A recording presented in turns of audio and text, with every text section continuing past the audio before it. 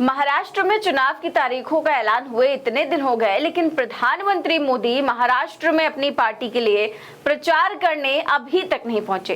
वो प्रधानमंत्री जो कर्नाटक से लेकर हिमाचल तक एक एक विधायक के लिए वोट मांगा करते थे, बागियों को फोन करके मनाया करते थे, अपने नाम पर चुनाव लड़ा करते थे, ये तक कह देते थे कि आप भूल जाइए कि आप विधायक चुन रहे हैं। ध्यान रखिए कि अगर आप कमल के बटन पर मोहर लगाते हैं तो आप सीधे दिल्ली में मेरे हाथों को मजबूत कर रहे होंगे। तो फिर अब आखिरकार मोदी जी को क्या हो गया है कि मोदी जी विधानसभा चुनाव से ऐसी दूरियां बना रहे हैं। चुनाव महाराष्ट्र में है, लेकिन प्रधानमंत्री मोदी ने रोड शो किया है गुजरात में, और इस रोड शो को कैसे विपक्ष ने मुद्दा बना दिया है और कैसे मोदी जी का गुजरात का ये रोड शो महाराष्ट्र चुनाव में बीजेपी के लिए भारी पड़ सकता है, सब कुछ आपको बताएंगे। साथ ही ये भी बताएंगे कि महाराष्ट्र में मोदी जी प्रचार करने क्यों नहीं आ रहे हैं या फिर इतनी देरी से क्यों आ रहे हैं। सबसे पहले आपको बता दूं कि आज गुजरात के वडोदरा में पीएम मोदी ने और स्पेन के प्रेसिडेंट ने एक रोड शो किया। पीएम मोदी मौजूद थे रोड शो में, वो लोगों के का अभिनंदन स्वीकार कर रहे थे और स्पेन के प्रेसिडेंट भी उनके साथ थे। और स्पेन के प्रेसिडेंट और मोदी जी की बड़ी बड़ी तस्वीरें, बड़ी बड़ी होर्डिंग्स जो हैं वो वडोदरा में लगी हुई थी। ये कार्यक्रम भी भारत के लिए बहुत महत्वपूर्ण था, क्योंकि इस कार्यक्रम के तहत टाटा एयरक्राफ्ट फैक्ट्री का उद्घाटन किया गया जो C295 विमानों का निर्माण करेगी। मतलब भारत डिफेंस सेक्टर में कितने बड़े पायदान पर पहुंच गया है और एक तरह से डिफेंस सेक्टर में भारत ने कदम आगे बढ़ाया है। तो ये प्रोग्राम उसी की एक बानगी थी जो जाहिर तौर पर हम सब भारतीयों को बहुत अच्छा लगा सुनकर, लेकिन इस कार्यक्रम को विपक्ष ने मुद्दा बना दिया, क्योंकि महाराष्ट्र चुनाव में गुजरात वर्सेस महाराष्ट्र का एक मुद्दा बना हुआ है। पिछले 2-3 महीने से संजय राउत लगातार ये बयान दे रहे हैं। संजय राउत हर दिन कोई ना कोई मुद्दा देते हैं मीडिया को, लेकिन पिछले 2-3 महीने से वो हर दिन एक मुद्दे पर बोल रहे हैं, और वो है कि महाराष्ट्र से उद्योग छीन कर गुजरात पहुंचाए जा रहे हैं। गुजरात वर्सेस महाराष्ट्र का एक मुद्दा इंडिया गठबंधन खड़ा कर रहा है कि सोची समझी रणनीति के तहत देश की आर्थिक राजधानी मुंबई, जहां पर देश के जितने भी बड़े उद्योग हैं वो लगते हैं, तो उससे उद्योग छीन कर गुजरात को दिया जा रहा है, क्योंकि गुजरात मोदी और शाह का गृह राज्य है। और अब पीएम मोदी ने इस कार्यक्रम का उद्घाटन किया। इस कार्यक्रम में स्पेन के प्रेसिडेंट भी उनके साथ मौजूद थे, तो इसको लेकर भी विपक्ष ने मुद्दा बना दिया कि मोदी जी महाराष्ट्र से भेदभाव क्यों। नागपुर में लगने वाले टाटा एयरबस C295 फैसिलिटी का वडोदरा में उद्घाटन कर महाराष्ट्र के जख्मों पर नमक छिड़क रहे हैं। देश की आर्थिक राजधानी गुजरात ले जाने की साजिश की जा रही है।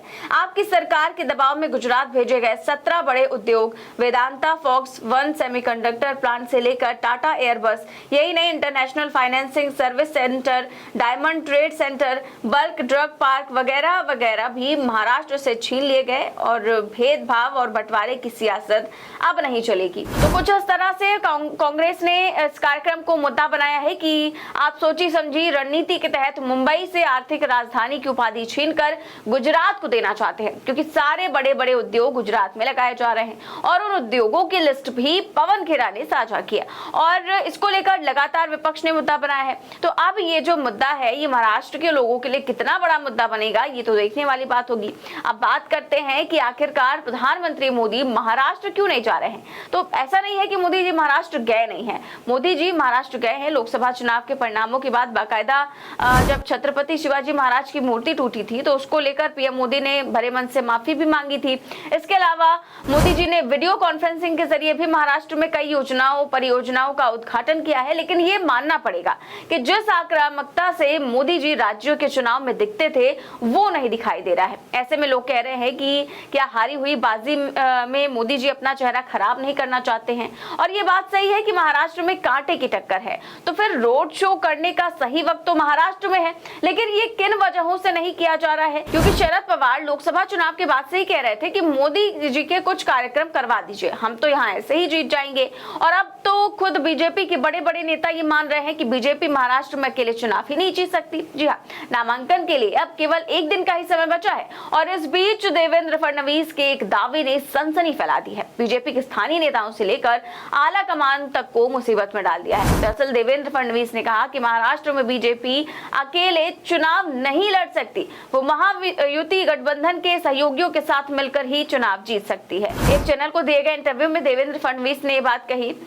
देवेंद्र फडणवीस ने बीजेपी, एकनाथ शिंदे और अजीत पवार गुट की एकजुटता को ही जीत का जरिया बताया और कहा कि तीनों पार्टियों के वोट मिलाकर ही महायुति की जीत होगी, बीजेपी अकेले चुनाव नहीं जीत सकती। तो ये महाराष्ट्र का चुनाव जो है वो बेहद दिलचस्प मोड़ पर पहुंच गया है और महाराष्ट्र के चुनाव में जो रंग दिखाई दे रहा है उससे बीजेपी के रंग उड़े हुए हैं और बीजेपी के ही नहीं बल्कि उनके सहयोगियों के भी, और होश ऐसे उड़े हैं कि वो मंच पर ही भावुक हो जा रहे हैं, रोने लग रहे हैं। दरअसल हम बात कर रहे हैं अजीत पवार की। शरद पवार ने अजीत पवार के सामने योगेंद्र पवार को चुनावी मैदान में उतारा है। योगेंद्र पवार जो कि शरद पवार के पोते हैं और अजीत पवार के भतीजे हैं। इसी को लेकर रैली करने पहुंचे अजीत पवार मंच पर भावुक हो गए। अजीत पवार ने कहा कि शरद पवार ने परिवार में फूट डाल दी है और उनके खिलाफ उम्मीदवार खड़ा कर दिया है। अजीत पवार ने कहा कि पहले मुझसे गलती हुई कि मैंने अपनी पत्नी को अपनी बहन सुप्रिया के खिलाफ खड़ा कर दिया। मुझे बाद में एहसास हुआ कि ऐसा नहीं करना चाहिए था। मुझसे गलती हो गई, मैं सहमत हूँ। मैंने पहले भी माफी मांगी थी, लेकिन अब शरद पवार भी वही गलती कर रहे हैं। अजीत पवार अपने संबोधन के दौरान भावुक हो गए और फिर खुद को संभालते हुए आगे कहा कि साहब ने परिवार के भीतर विभाजन पैदा किया। मैं बस इतना कहना चाहता हूँ कि राजनीति को इतने निचले स्तर पर नहीं लाना चाहिए, क्योंकि परिवार को जोड़ने में पीढ़ियां लग जाती हैं और परिवार को तोड़ने में एक पल भी नहीं लगता। अब अजीत पवार ये जो सारा ज्ञान दे रहे हैं, ये सारा ज्ञान तब कहाँ था जब शरद पवार ने जिस पार्टी को खून पसीने से सींचा उसको तोड़कर वो बीजेपी के साथ चले गए थे।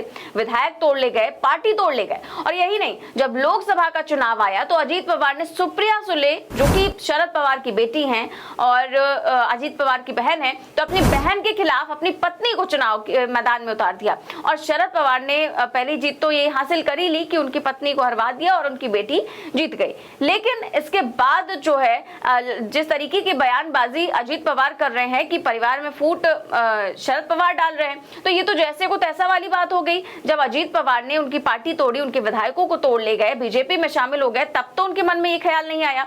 जब उन्होंने अपनी पत्नी को अपनी बहन के खिलाफ उतार दिया तब उनके मन में ये ख्याल नहीं आया। जब उनकी पत्नी हार गई तब उन्होंने माफी मांगी कि भाई हमें ऐसा नहीं करना चाहिए था। और अब अगर वही चीज शरद पवार कर रहे हैं तो वो उन्हें दोषी ठहरा रहे हैं और कह रहे हैं कि परिवार में फूट डाला जा रहा है। तो इसी तरह की राजनीति जो है वो महाराष्ट्र में लगातार चल रही है और इस बीच जो रोड शो पीएम मोदी का हुआ उसको लेकर भी लगातार मुद्दा बनाया जा रहा है कि सारे उद्योग धंधे जो है वो गुजरात शिफ्ट कर दिए जा रहे हैं। तो ये सारी चीजें महाराष्ट्र में फिलहाल चल रही हैं, देखते हैं आगे क्या कुछ होता है। फिलहाल इस खबर में बस इतना ही। देश और दुनिया की तमाम बड़ी खबरें जानने के लिए देखते रहिए 4 PM न्यूज नेटवर्क। नमस्कार।